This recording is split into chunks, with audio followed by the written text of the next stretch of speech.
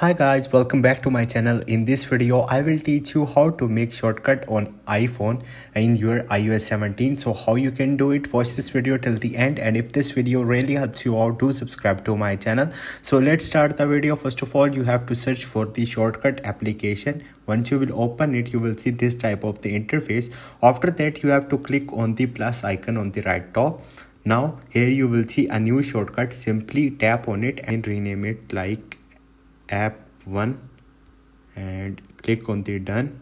And once you will do it, you have to add action, tap on it, and right here you have to search for the open app and tap on it, and here you will see app option. Just tap on it. Now you have to select any app. So let's suppose I want to add a calendar behind it. Then simply on the right top you will see done.